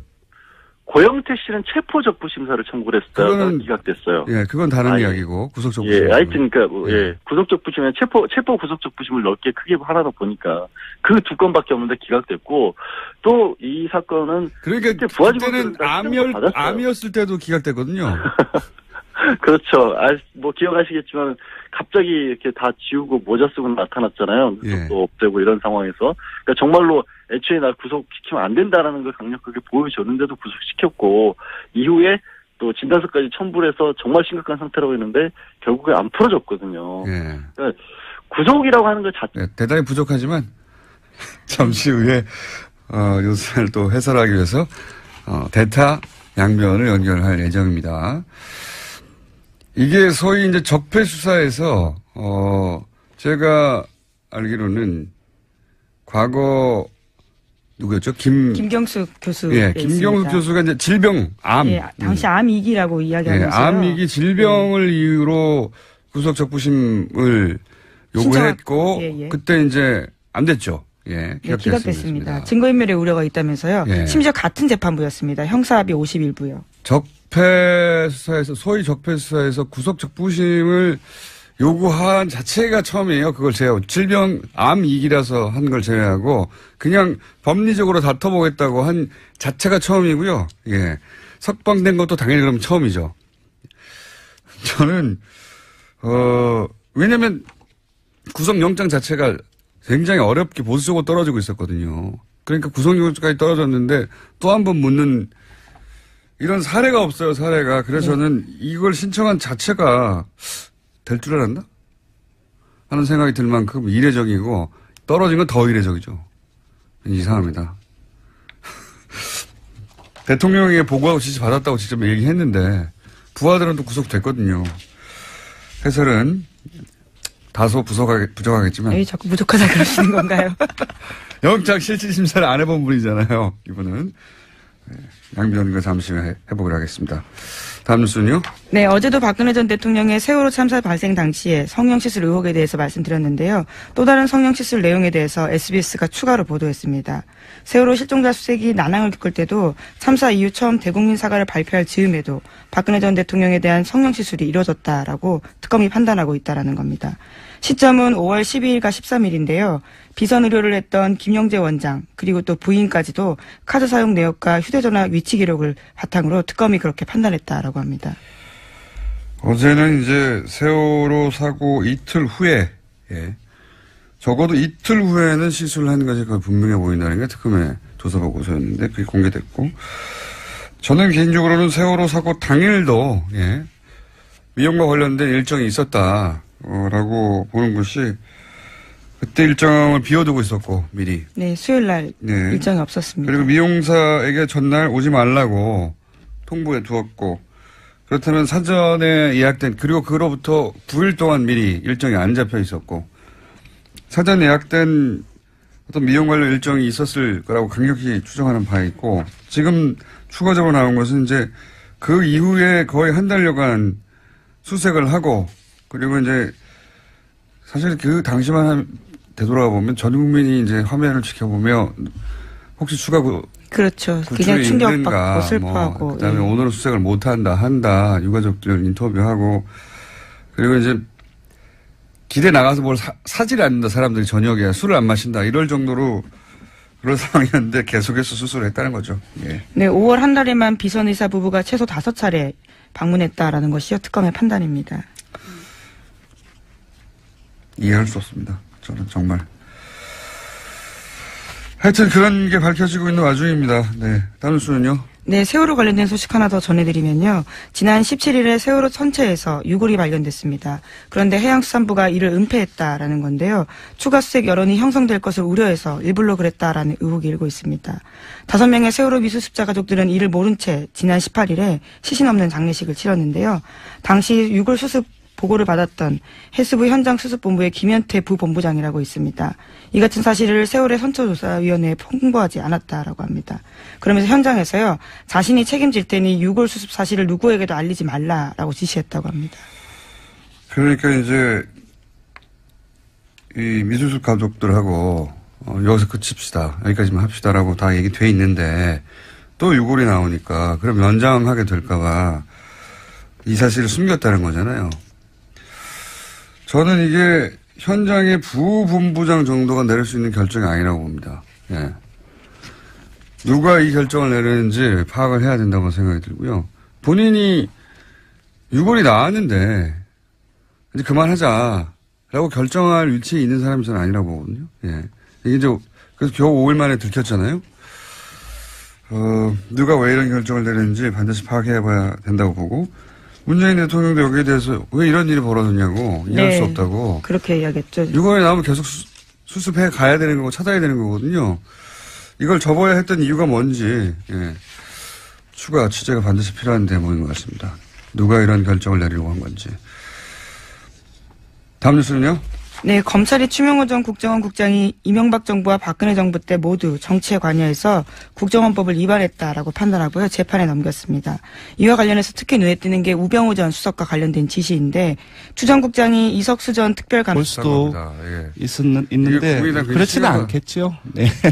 국민의 조사 정확합니다. 심각하게 받아들여야 되는 상황이다. 예, 정의당은 오늘 정의당 얘기를 좀 해야 될 것 같은데 19대 대선 이후에 가장 높은 7%포인트에 근접했습니다. 3위로 뛰어올랐고요. 한 주 동안 1.9%포인트 상승해서 6.9%를 기록했습니다. 자유한국당이 왜 이렇게 하락했죠? 지금 대통령과 민주당의 상승 요인하고 같이 결부해서 봐야 될 것 같습니다. 국민들께서는 그 국가기관인 그 국가정보원에서 그 돈을 상납이나 수수하고 그것도 사적 유용을 썼다는 것이 상당히 크게 분노를 하고 있는 것 같고요. 그거는 이제 중도층, 진보층뿐만 아니라 9월 북핵으로 떨어졌던 보수층이나 TK 아주 전통적인 그 야권 지지층에서도 뭐랄까 상당히 많은 문제의식을 느끼고 있지 않나. 이것이 또 계속 확대 생산되고 있지 않습니까? 이 부분이 가장 큰 것 같습니다. 자유한국당에서는 이제 11명이 새로 합류한 것에 대해서 굉장히 의무부여를 많이 했는데 그 효과가 생각보다 크진 않고 바른정당이 빠져나간 것도 바른정당이 미치는 타격 정도가 생각보다 크지 않고 그러네요. 네, 바른정당은 지금 빼먹었는데 0.1%포인트 하락해서 5.6% 횡보했습니다. 근데 여기서 자세히 봐야 될 것은 TK에서 19대 대선 이후에 한국당의 거의 3분의 1 또는 4분의 1 수준까지 밀렸거든요. 처음으로 TK에서 절반 이상으로 한국당 지지율 절반 이상으로 넘어섰습니다. 오히려 TK에서 바른정당의 지지율이 올라가고 있다. 맞습니다. 네. 언더독 효과인 것 같기도 불쌍하잖아요. 네. 뭐 정치라는 게 이렇게 복잡합니다. 그러니까 지금 TK에서 많이 빠졌는데 빠지는 과정 속에서 민주당으로 가고 그 과정에서 바른정당 쪽으로도 일부 가지 않았나 알겠습니다. 싶습니다. 자.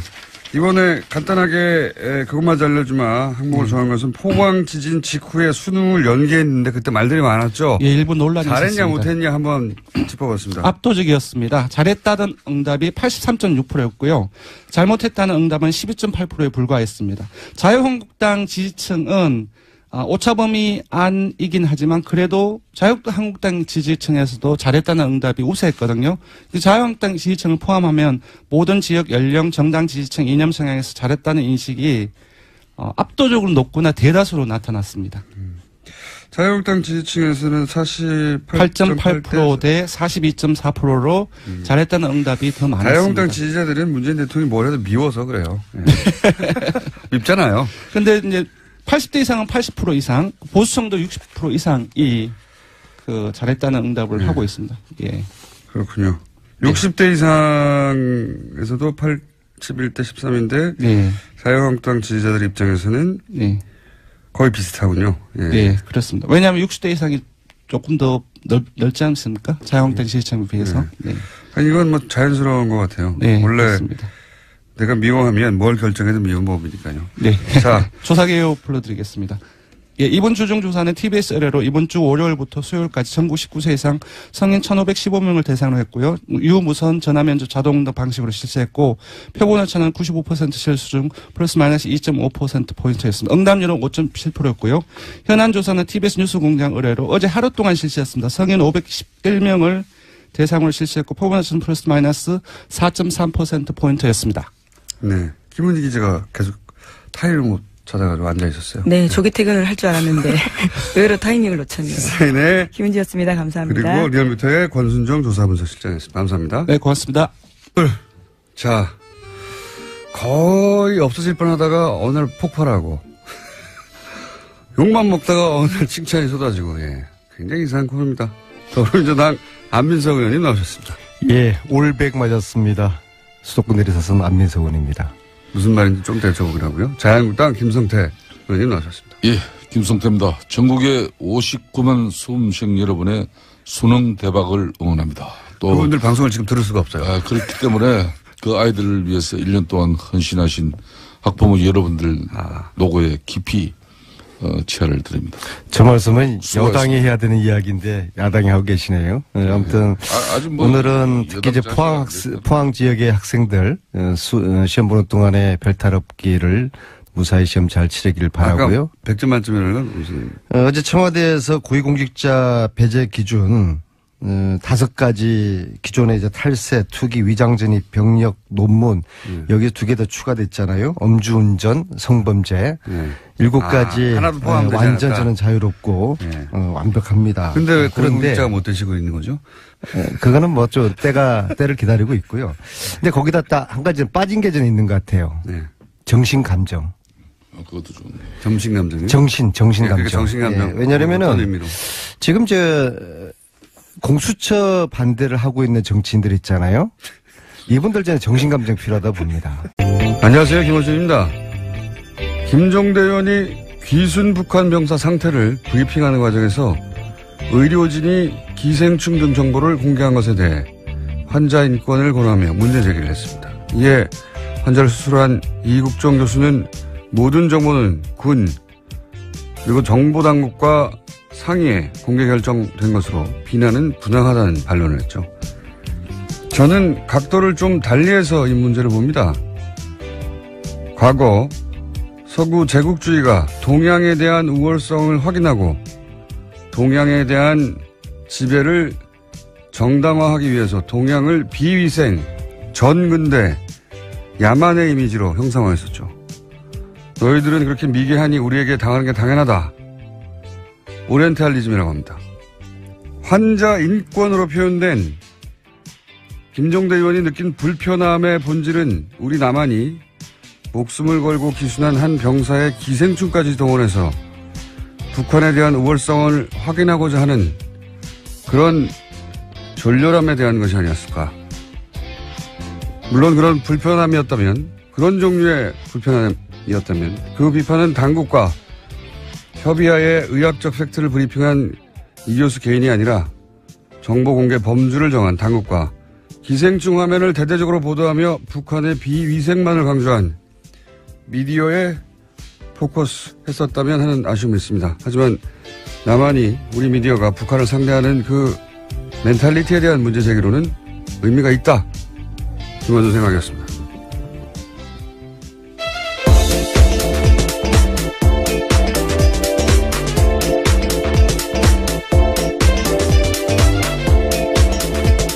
시사인의 김은지입니다. 네.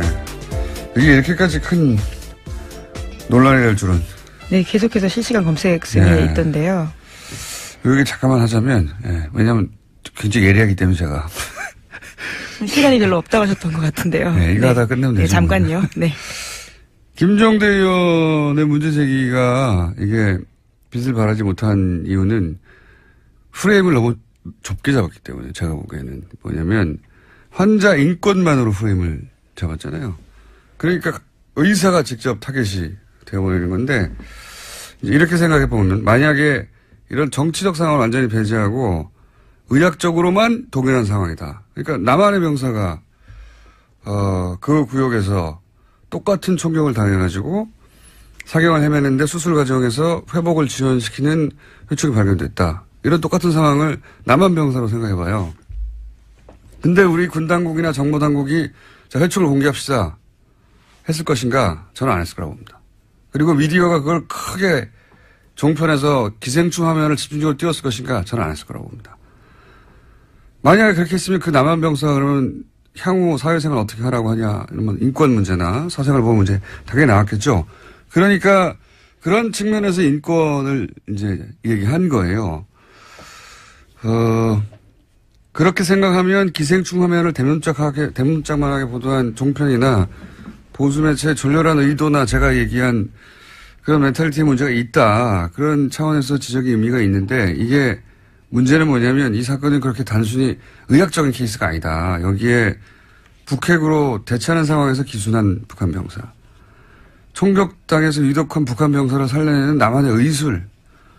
게다가 평판이 아주 높은 의사. 여기에 이제 남한보다 굉장히 열등하다고 비위생적인 북한을 알리기 좋은 기생충이라는 소재의 등장. 그걸 놓치지 않고 막 화면에 뿌려대는 종편. 보수매체 이런 복합적 요소가 다 중첩되어 있거든요. 근데 그걸 단순히 환자 인권이라는 프레임으로 이걸 다 도파할 수가 없다 도저히. 예. 게다가 그 상대는 평판이 높은 의사인데 대중이 설득이 안 되는 거죠. 프레임을 너무 좁게 잡았다는 건 그런 의미다. 저한테 문의를 하시기 바랍니다. 김종대 의원님. 자, 첫 번째 뉴스는 뭡니까? 네, 구속된 김관진 전 장관이 풀려났습니다. 어제 법원에서 열린 구속 적부심사에서 석방이 결정된 건데요. 구속 적부심은 피해자가 구속된 이후에 구속의 적법성과 필요성 등을 법원이 다시 판단하는 제도입니다. 댓글 부대 관련 혐의로 구속된 지 11일 만에 그러니까 풀려나게 된 건데요.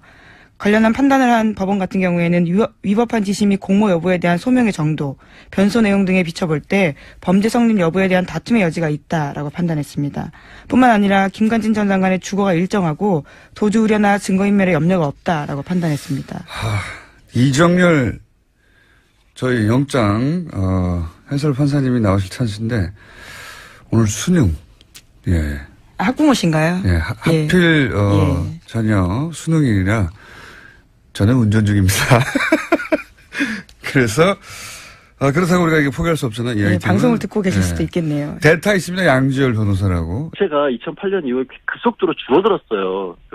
구속이 줄어드니까 구속에 대해서 적부심사 청구하는 일은 정말로 줄어든 거죠. 인용도 잘 안 되고. 적폐수사 관련해서는 아무도 신청을 안 했다니까요. 질병위에. 안 할 수밖에 없는 게, 밑에 지금 김관진 전 장관 같은 경우에는 그때 국방부 장관 했을 때 부하직원은 실형까지 받았거든요, 벌써.